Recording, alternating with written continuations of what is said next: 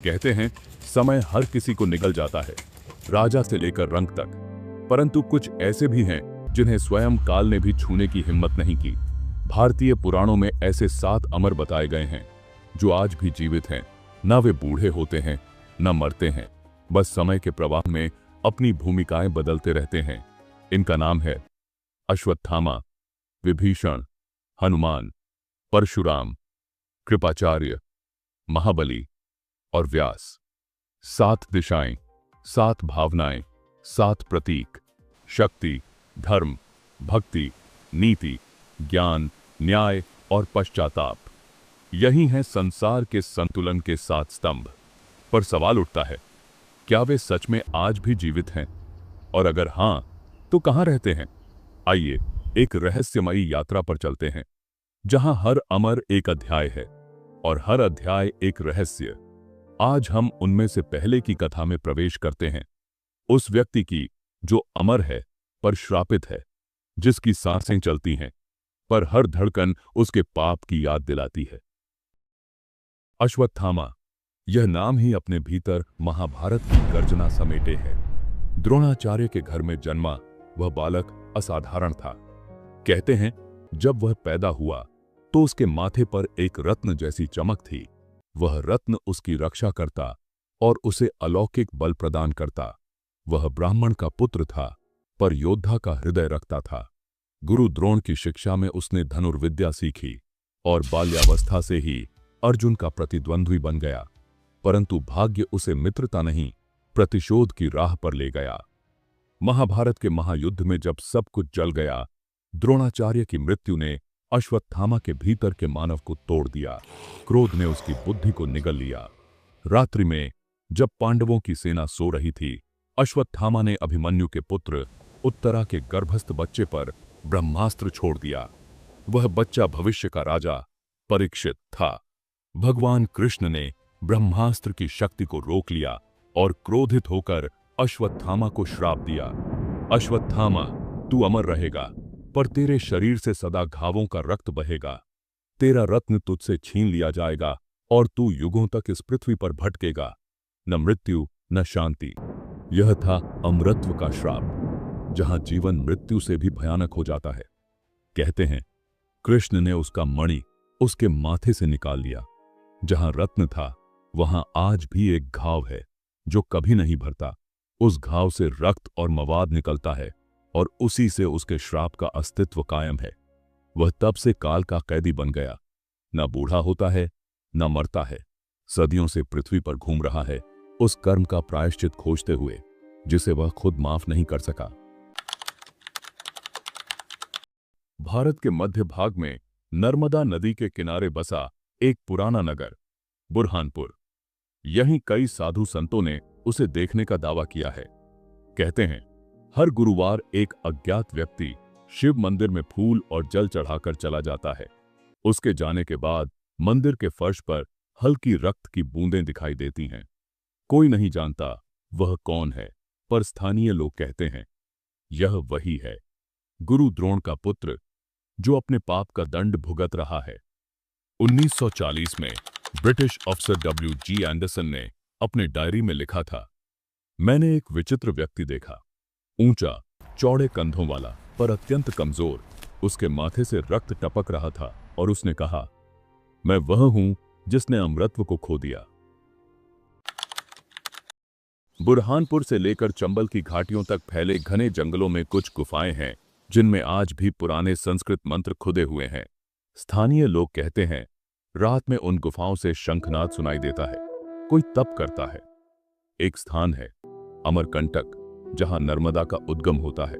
वहीं एक पुरानी गुफा है जिसे अश्वत्थामा की साधना गुफा कहा जाता है। वहां के पुजारी कहते हैं कि कई बार उन्होंने गुफा के द्वार पर सिंदूर से सना हुआ हाथ का निशान देखा है।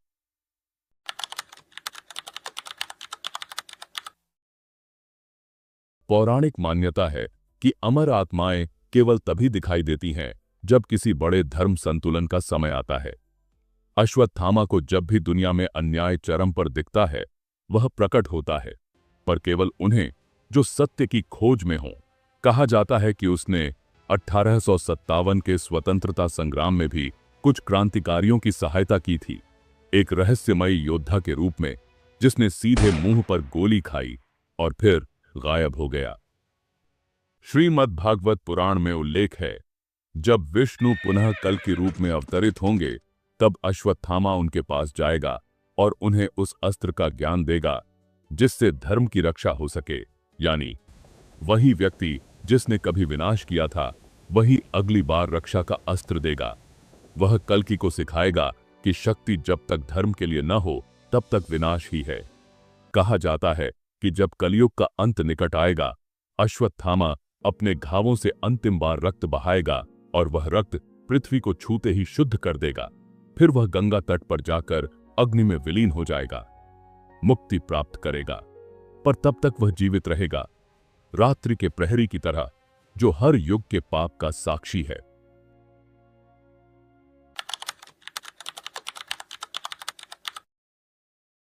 समय का सबसे बड़ा रहस्य यह है कि वह मिटाता भी है और सहेजता भी है। रावण की लंका राख हो गई, पर उसके नीचे अब भी कुछ धड़कता है, धर्म, भक्ति और राम के नाम की धुन। वहीं कहीं समुद्र की तलहटी में एक ऐसी नगरी है जिसे कोई नहीं देख पाता। कहा जाता है उस नगरी में एक राजा आज भी राज्य करता है, जो अमर है, पर ताज अब नहीं पहनता।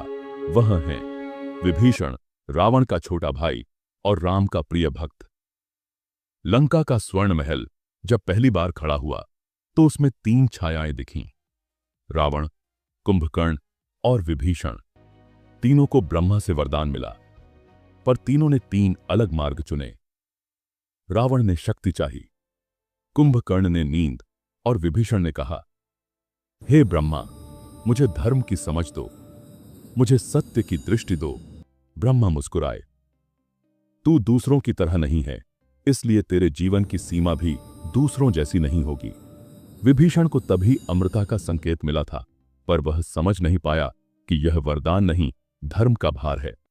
लंका युद्ध के बाद जब रावण मारा गया, राम ने विभीषण को राज्य सौंपते हुए कहा, विभीषण, तू सदा जीवित रह, जब तक मेरा नाम इस धरा पर रहेगा तू धर्म की रक्षा के लिए विद्यमान रहेगा। यह कोई साधारण वरदान नहीं था, यह अमरत्व का दायित्व था। राम ने उसे दक्षिण दिशा का रक्षक बनाया और कहा, तू धर्म का दीप बन, जो आने वाले कलयुग में भी मार्ग दिखाए।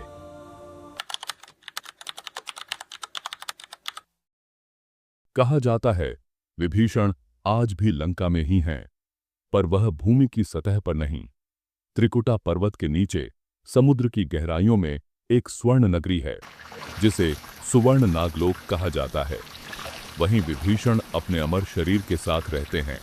तमिल ग्रंथों में लिखा है, वह लोक मनुष्यों के लिए नहीं, वह उन आत्माओं का स्थान है जो धर्म की सेवा में हैं। उस नगरी में आज भी राम की मूर्ति विराजमान है, जिसे विभीषण रोज स्नान कराकर पुष्प अर्पित करते हैं। वहां समय रुक जाता है, दिन और रात का कोई अर्थ नहीं।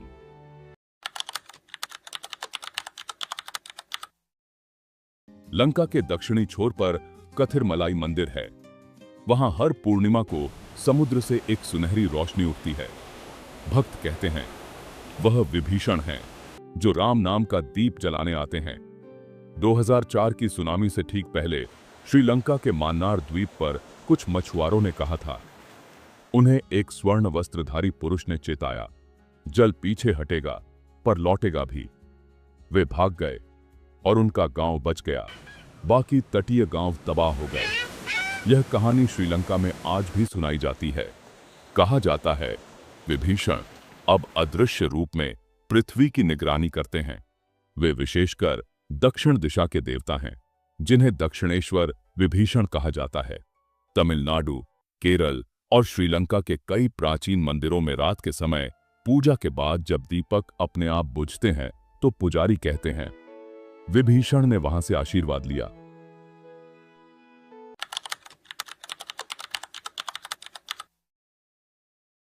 प्राचीन तमिल भविष्यवाणी ग्रंथ कल्कि पुराना तमिलिका में लिखा है, जब दक्षिण के समुद्र में तीसरा चक्रवात जन्म लेगा और आकाश में सूर्य 2 बार दिखेगा, तब विभीषण अपनी सेना सहित भूमि पर प्रकट होंगे। वे कल्कि के पास जाकर कहेंगे, प्रभु, धर्म की ज्योति बुझ नहीं सकती। आइए उसे फिर से प्रज्वलित करें। विभीषण कल्कि को यह सिखाएंगे कि धर्म केवल युद्ध से नहीं बल्कि करुणा से स्थापित होता है। वे लंका के नीचे से निकल कर आएंगे, अपने साथ नागलोक के योद्धाओं को लाएंगे जो अधर्म के विरुद्ध धर्म युद्ध में सहभागी होंगे। उनका कार्य होगा कल्कि की सेना को आध्यात्मिक अनुशासन देना।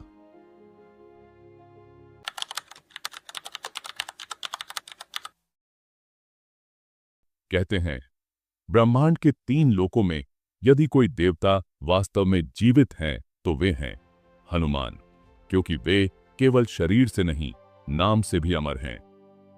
हर बार जब कोई जय श्री राम कहता है, कहीं ना कहीं हवा में एक मुस्कान उठती है, क्योंकि वह सुन रहे होते हैं उनकी अमृता केवल ईश्वरीय नहीं, वह भक्ति की देन है। भक्ति जिसने मृत्यु को पराजित किया।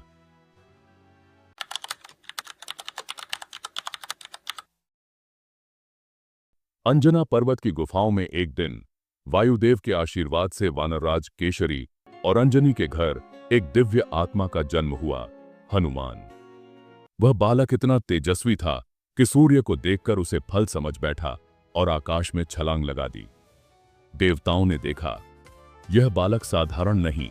इंद्र ने वज्र से प्रहार किया, पर वायु ने अपने पुत्र की रक्षा में संपूर्ण वायुमंडल रोक लिया।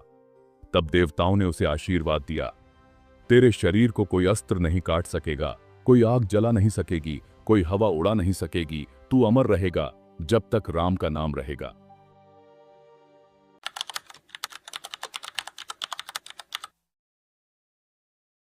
जब राम वनवास में थे, हनुमान पहली बार उन्हें ऋष्यमुख पर्वत पर मिले। उस क्षण से उन्होंने जीवन का अर्थ पा लिया। राम ने कहा, हनुमान मैं तेरे बिना अपूर्ण हूं, और हनुमान ने कहा, प्रभु मैं तेरे बिना अस्तित्वहीन हूं। तब से उनका नाम साथ लिखा जाने लगा, राम हनुमान। देवता और भक्त का ऐसा संयोग जो सृष्टि में अद्वितीय है।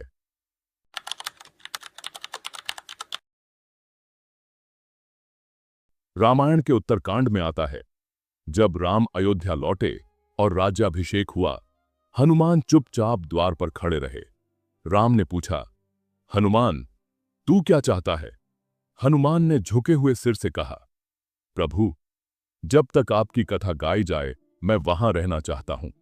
राम ने मुस्कुराकर कहा, तब तू अमर रहेगा जब तक पृथ्वी पर मेरा नाम रहेगा। और तब से वह अष्ट चिरंजीवों में शामिल हो गए।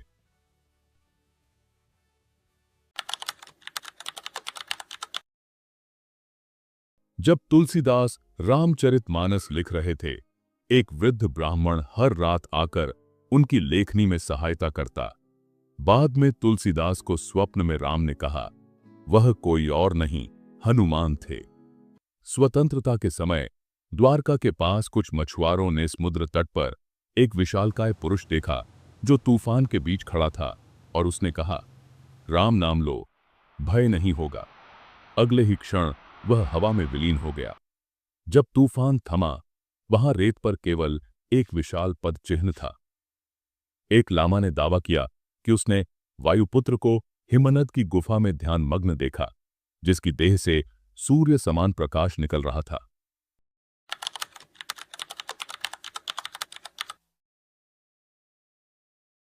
जब कलयुग अपने चरम पर होगा और अधर्म का अंधकार सब कुछ निगलने लगेगा, तब कल्कि का अवतरण होगा। श्रीमद्भागवत महापुराण कहता है, हनुमान स्वयं भगवान को स्मरण कराएंगे कि समय आ गया है। वे कल्कि के अग्रदूत होंगे, संदेशवाहक जो धर्म के योद्धाओं को एकत्र करेंगे। विभीषण दक्षिण से सेना लाएंगे और हनुमान उत्तर से हिमालय की घाटियों से साधु संतों को बुलाएंगे। वह कल्कि को बल, बुद्धि और भक्ति तीनों का मंत्र देंगे।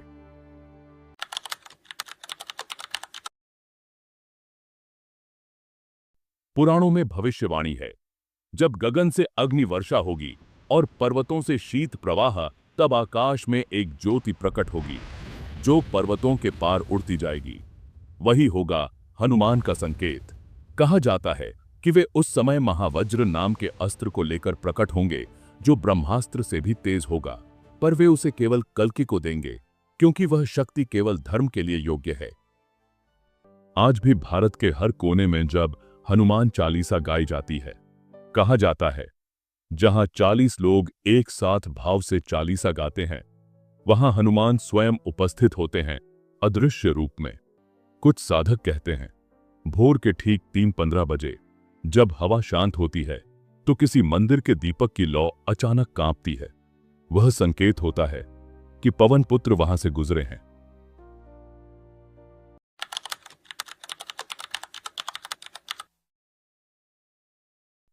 सत्ययुग समाप्त हुआ था। त्रेता युग की शुरुआत में पृथ्वी युद्धों से थक चुकी थी। राजाओं ने शक्ति का मद पी लिया था। धर्म की जगह अब अहंकार ने ले ली थी।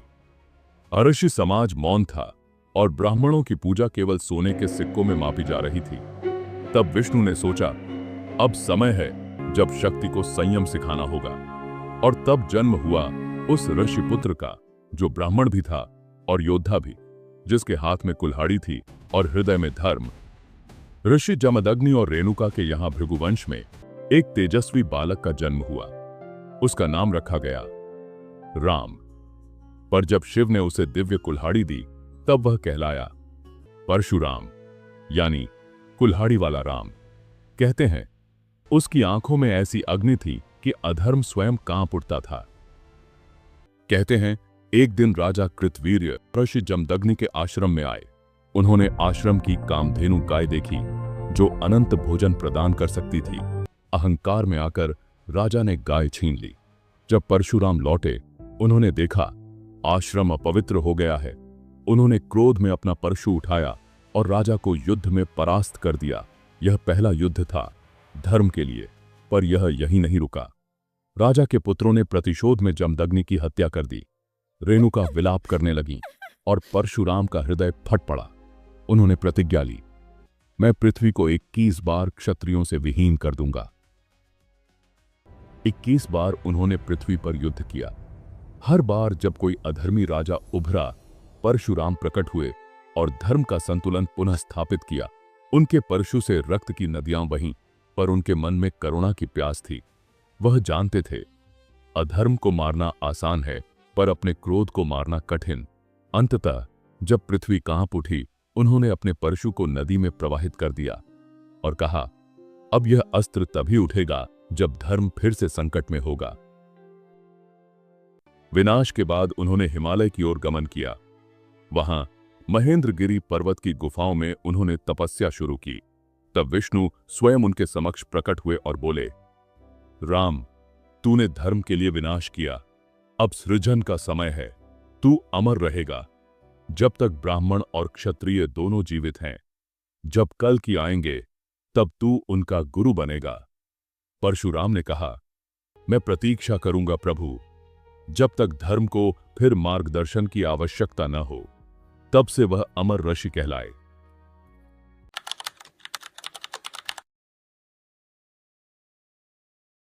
परशुराम का वर्तमान निवास स्थान महेंद्रगिरी पर्वत बताया गया है। वहां आज भी एक प्राचीन गुफा है, जहां साधु कहते हैं कि रात्रि में गुफा से अग्नि ज्योति निकलती है।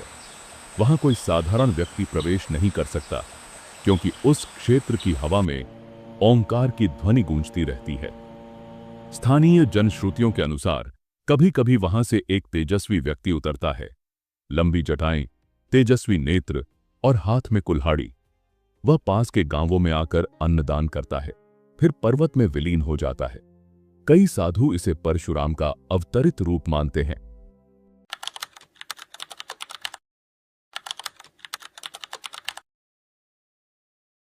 कुछ ब्रिटिश भूगोलविदों ने दावा किया कि उन्होंने पर्वत के भीतर से आती एक अजीब मंत्रोच्चारण की ध्वनि सुनी। वहां तापमान अचानक बदल गया था और किसी अदृश्य शक्ति ने उनके कंपास को निष्क्रिय कर दिया।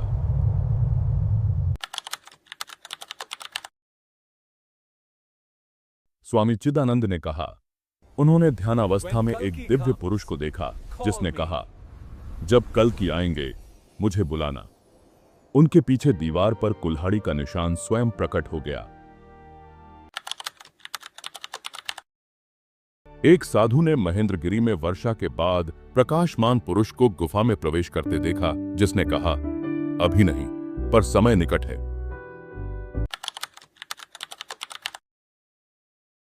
जब कल के विष्णु के अवतार के रूप में प्रकट होंगे तो वे परशुराम के शिष्य बनेंगे। विष्णु पुराण में लिखा है, परशुराम पुनः अवतरित होंगे और वे कल्कि को शस्त्र विद्या और धर्म युद्ध का ज्ञान देंगे। वे कल्कि को परशु की शक्ति देंगे, वह अस्त्र जो केवल धर्म के लिए चलेगा। यह वही शक्ति होगी जो ब्रह्मांड के अधर्म को नष्ट करेगी। परशुराम ने अमृता मांगी नहीं, उन्हें मिली क्योंकि उन्होंने उसे योग्य ठहराया। उनका शरीर अब साधारण नहीं, वह तप से बने तेज का है। वे भोजन या नींद से परे हैं। उनकी श्वास ओम नमः शिवाय का जप करती रहती है। कहा जाता है, अगर कोई व्यक्ति महेंद्रगिरी पर्वत पर 21 दिन ध्यान करे तो वह रात्रि में परशुराम की दिव्य छवि देख सकता है, आकाश में चमकती एक नीली आभा के रूप में। अब हमारी यह महागाथा प्रवेश करती है अपने 5वें अध्याय में, जहां हम मिलते हैं उस अमर ऋषि से जो न राजा थे, न योद्धा, न देव, परंतु साक्षी थे, इतिहास, धर्म और समय तीनों के। वह हैं कृपाचार्य, महाभारत के एकमात्र ऐसे पात्र जिन्होंने धर्म युद्ध के आरंभ से अंत तक सब देखा और फिर भी अपनी निष्पक्षता को जीवित रखा।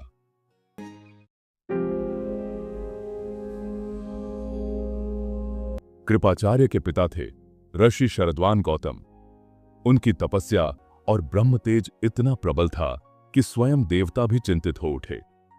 इंद्र को भय हुआ कि कहीं शरद्वान का तप उन्हें पदच्युत न कर दे। इंद्र ने उनकी तपस्या तोड़ने के लिए अप्सरा जनपदी को भेजा। शरद्वान का ध्यान भंग हुआ और उनके मन में क्षणिक विकार उठा। इसके परिणाम स्वरूप उनका वीर्य भूमि पर गिरा। जिस स्थान पर यह गिरा वहां से 2 शिशु उत्पन्न हुए, एक बालक और एक बालिका। इन दोनों शिशुओं का जन्म गर्भ से नहीं बल्कि भूमि पर पड़े वीर्य से हुआ, इसलिए उन्हें अयोनिज कहा जाता है, यानी गर्भ विहीन जन्म। बालक का नाम पड़ा कृप, बालिका का नाम पड़ा कृपी। दोनों को राजा शांतनु ने पाया और आश्रम में पाला। कृपाचार्य ने हस्तिनापुर में राजगुरु के रूप में कार्य किया। उन्होंने पांडवों और कौरवों दोनों को शिक्षित किया। उनके लिए शिष्य एक समान थे, चाहे वह धर्मराज युधिष्ठिर हों या दुर्योधन। वे कहते थे, शिक्षक का धर्म यह नहीं कि वह शिष्य का पक्ष ले, बल्कि यह कि वह शिष्य को धर्म का ज्ञान दे। उनका चेहरा सदा शांत रहता था, जैसे हिमालय की चोटी पर जमी बर्फ। कृपाचार्य ने महाभारत का पूरा युद्ध देखा। वह जानते थे कि युद्ध में जो भी जीतेगा, धर्म की हानि निश्चित है। फिर भी उन्होंने धर्म के नियमों का पालन किया। उन्होंने कौरवों की ओर से युद्ध किया, परंतु जब युद्ध समाप्त हुआ वे उन कुछ गिने चुने लोगों में थे जो जीवित बचे। कहते हैं, जब कुरुक्षेत्र की भूमि रक्त से लाल हो गई थी तो कृपाचार्य घंटों तक उस भूमि पर मौन खड़े रहे। वह बोले नहीं, परंतु उनके आंसू ने कहा, यह युद्ध जीत नहीं, युग की हार है।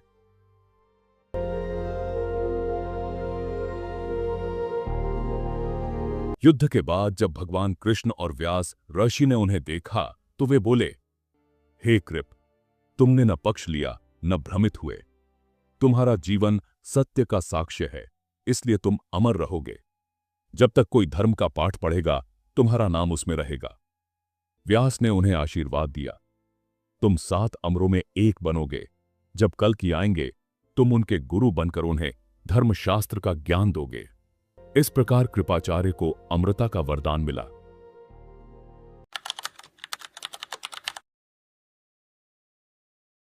कहा जाता है, कृपाचार्य आज भी हिमालय के उत्तर भाग में एक गुप्त आश्रम में निवास करते हैं, जहां दिन और रात का भेद नहीं है। वहां केवल मंत्रों की ध्वनि गूंजती है। स्थानीय तिब्बती साधु कहते हैं कि कभी कभी पूर्णिमा की रात को एक वृद्ध पुरुष चमकीली सफेद दाढ़ी और स्वर्ण वस्त्रों में हिम की ढलानों पर चलते दिखाई देते हैं। उनकी आंखों में ऐसा तेज होता है कि देखने वाला अपना अहंकार भूल जाता है। कई बार यात्री बताते हैं कि उनसे मिलने पर उन्हें गूढ़ ज्ञान मिला, बिना शब्दों के, केवल दृष्टि से।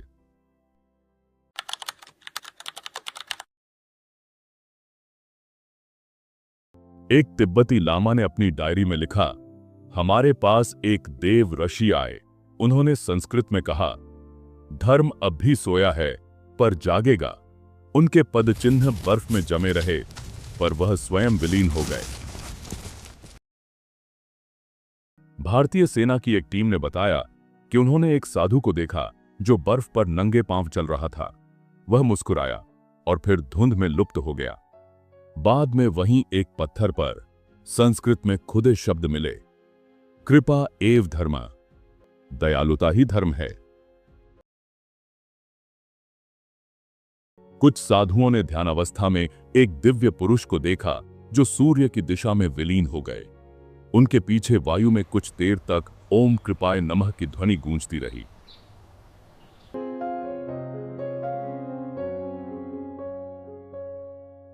जब कल्कि अवतरित होंगे तो उनके गुरु दो होंगे, परशुराम शस्त्र गुरु और कृपाचार्य ज्ञान गुरु।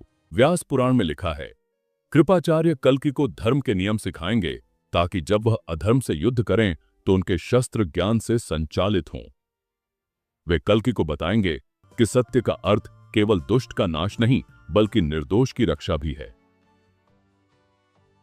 अब हमारी यह महागाथा प्रवेश करती है अपने छठे अध्याय में, जहां कथा उस परम राजा की है जिसने शक्ति में विनम्रता देखी, राज्य में भक्ति देखी और अधोलोक में भी प्रकाश देखा। त्रेता युग से पहले के काल में जब देवताओं में अहंकार बढ़ रहा था और असुरों को अधर्म का प्रतीक समझा जाने लगा था, तब एक ऐसा असुर जन्मा जिसने संसार को सिखाया, जाति नहीं कर्म तय करता है कि कौन देव है और कौन दानव। वह था महाबली, प्रहलाद का पौत्र और विरोचन का पुत्र। प्रहलाद वह भक्त थे जिन्होंने अपने पिता हिरण्यकशिपु का विरोध कर भगवान विष्णु की भक्ति की थी, और उसी वंश में जन्मे महाबली ने अपने पूर्वजों के भक्ति के बीज को राजधर्म में रूपांतरित किया। महाबली ने अपने दादा प्रहलाद से सीखा, शक्ति यदि भक्ति से जुड़ी न हो तो विनाश लाती है। बचपन से ही उनका स्वभाव शांत, विचारशील और करुणामय था। कहा जाता है, बचपन में उन्होंने एक बार ब्राह्मण को अपना भोजन दे दिया और स्वयं भूखे रहे। तब से उन्हें बलि नहीं महाबली कहा जाने लगा। जैसे जैसे बलि बड़े हुए, उन्होंने असुर राज्य को एकजुट किया। उन्होंने हिंसा की जगह नीति अपनाई। उनके शासन में कोई भूखा नहीं रहता था और प्रजा उन्हें राजा नहीं पिता कहती थी। उनका साम्राज्य इतना विस्तृत था कि देवता भी भयभीत हो उठे। देवताओं के राजा इंद्र ने विष्णु से कहा, प्रभु, यदि यह असुर धर्मी बना रहेगा तो देवत्व का संतुलन बिगड़ जाएगा। तब विष्णु मुस्कुराए और बोले, कभी कभी धर्म की परीक्षा अधर्म के रूप में ली जाती है। विष्णु ने वामन रूप धारण किया, एक छोटे ब्राह्मण बालक का। वह बलि के यज्ञ में पहुंचे जहां बलिदान दे रहे थे। वामन ने कहा, राजन, मुझे केवल 3 पग भूमि चाहिए। बलि ने हंसते हुए कहा, हे बालक, 3 पग से क्या होगा, जितना मांगो उतना दूं। पर गुरु शुक्राचार्य ने चेताया, यह कोई साधारण बालक नहीं, यह स्वयं विष्णु है, सोच समझकर वचन देना। महाबली मुस्कुराए और बोले, यदि विष्णु स्वयं मांगने आए हैं तो मेरा सौभाग्य है। उन्होंने वचन दे दिया। वामन ने तुरंत अपना रूप बदला। उनका आकार आकाश को छू गया। पहले पग में उन्होंने पृथ्वी नापी, दूसरे में स्वर्ग और तीसरे पग के लिए पूछा, राजन, अब कहो, तीसरा कदम कहां रखूं? महाबली ने झुककर कहा, प्रभु, अब मेरे सिर पर रख दीजिए। वामन ने अपना पैर उनके सिर पर रखा और बलि को पाताल लोक में भेज दिया। पर विष्णु ने कहा, बलि, तुम असुर हो, पर तुम्हारा हृदय देवताओं से बड़ा है, इसलिए मैं तुम्हें अमृता का वरदान देता हूं। विष्णु ने उन्हें वरदान दिया, तू पाताल लोक का राजा रहेगा। तेरा शासन वहां चलेगा जहां प्रकाश नहीं, पर तू वहां भी धर्म का दीप जलाएगा। इसलिए आज भी केरल और दक्षिण भारत में ओणम पर्व के समय लोग दीप जलाते हैं और कहते हैं, स्वागत है हमारे राजा महाबली।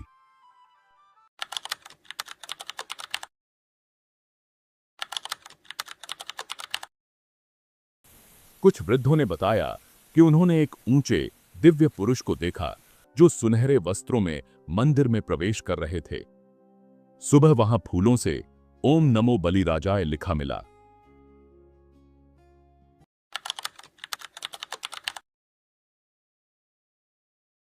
मछुआरों ने एक चमकते स्वरूप को समुद्र से उठते देखा।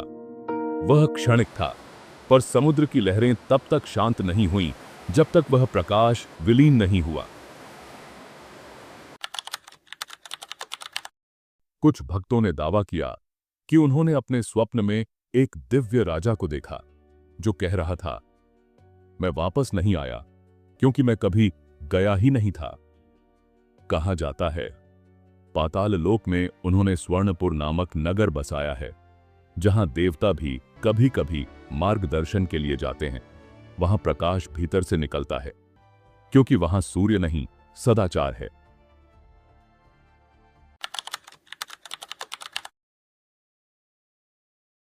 विष्णु ने वचन दिया था, जब मैं कल के रूप में प्रकट होऊंगा, तब तू पाताल लोक से बाहर आएगा और मेरे साथ अधर्म के विरुद्ध युद्ध करेगा।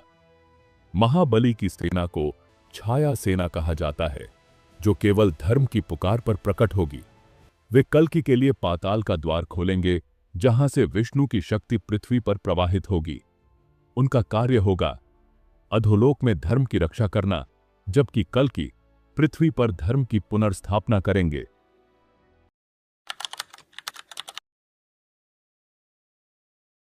यह कथा है उस अमर ऋषि की, जिसने न केवल इतिहास लिखा बल्कि भविष्य भी रचा, जिनकी कलम ने समय को शब्दों में बांध दिया और जिनका मन ब्रह्मांड की चेतना से जुड़ा है।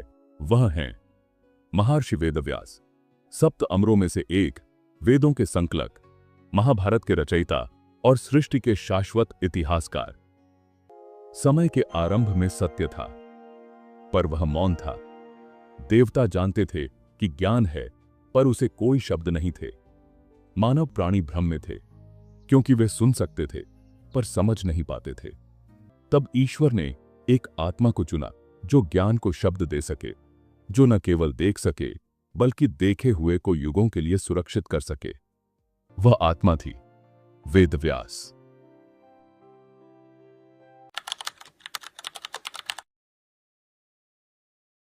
एक दिन ऋषि पराशर नाव से गंगा पार कर रहे थे। नाविक कन्या सत्यवती उन्हें पार करा रही थीं। वह मत्स्य गंधा कहलाती थीं, क्योंकि उनके शरीर से मछली की गंध आती थी। पर पराशर ने देखा, इस कन्या में असाधारण तेज है। उन्होंने कहा, तेरे गर्भ से वह पुत्र जन्म लेगा जो स्वयं वेदों को विभाजित करेगा। उन्होंने अपने तप से वातावरण को सुगंधित किया और वहीं गंगा की मध्यधारा में वेदव्यास का जन्म हुआ। उनका जन्मस्थान कालपी, उत्तराखंड के समीप माना जाता है। वे जन्म से ही तेजस्वी और पूर्ण ज्ञानी थे। कहा जाता है, उनके जन्म के समय आकाश में 27 नक्षत्र एक रेखा में आ गए, जो आज तक केवल उसी दिन हुआ था।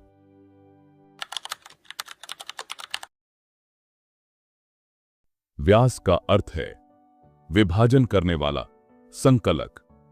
उन्होंने ज्ञान को सुव्यवस्थित करने का कार्य किया। उन्होंने चारों वेदों को विभाजित किया, ऋग्वेद ज्ञान का वेद, यजुर्वेद कर्म का वेद, सामवेद संगीत और भावना का वेद, अथर्ववेद रहस्य और विज्ञान का वेद। इसलिए उन्हें वेदों के व्यास कहा गया और उनका नाम पड़ा वेद व्यास।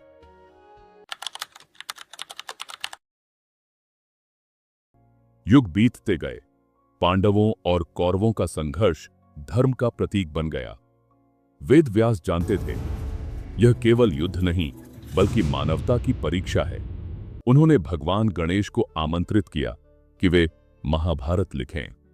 गणेश ने कहा, मैं तभी लिखूंगा जब तुम बिना रुके बोलोगे। वेदव्यास मुस्कुराए और बोले, और मैं तभी बोलूंगा जब तुम अर्थ समझ लोगे। और इस प्रकार आरंभ हुई इतिहास की सबसे महान रचना, महाभारत।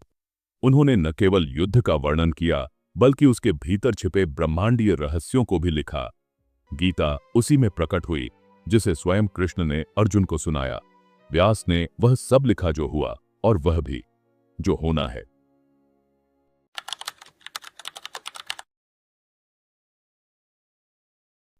जब महाभारत समाप्त हुआ, व्यास हिमालय की गहराइयों में चले गए।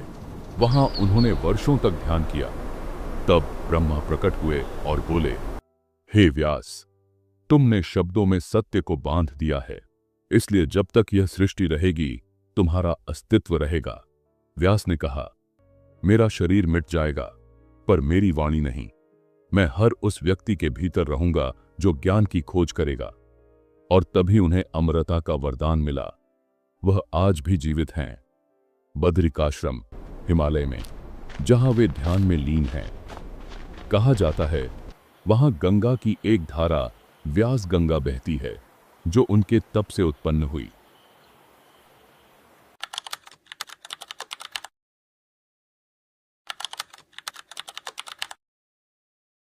एक वृद्ध साधु ने कहा कि उन्होंने एक तेजस्वी पुरुष को देखा जिनके बाल सफेद पर आंखें तारों जैसी नीली थीं। वह बोले, ज्ञान को शब्द मत समझो, अनुभव बनाओ, और तत्क्षण अदृश्य हो गए। एक साधक ने ध्यानावस्था में एक दिव्य पुरुष को देखा जिन्होंने कहा, महाभारत अभी समाप्त नहीं हुआ, और उनके पीछे स्वर्णिम आभा फैल गई।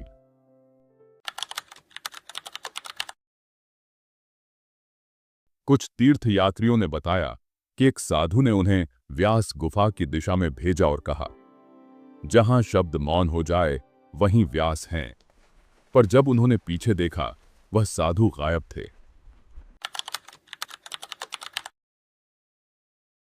जब विष्णु कल के रूप में प्रकट होंगे, वेद व्यास स्वयं महर्षि गुरु बनकर उन्हें धर्म का सार समझाएंगे। वे उन्हें अवधारणा का ब्रह्म ज्ञान देंगे, यानी युद्ध केवल बाहरी नहीं बल्कि आंतरिक भी है। व्यास कहेंगे, कल की तेरा शस्त्र धर्म है और तेरा कवच सत्य। और वे लिखेंगे, कल की पुराण का शेष भाग जो अब तक अधूरा है। कहा जाता है ब्रह्मांड की संतुलन शक्ति को सप्तरक्षा मंडल द्वारा संरक्षित किया जाता है। आकाश में जो 7 तारों का समूह चमकता है, वह इन्हीं 7 अमरों की ऊर्जा का प्रतीक है।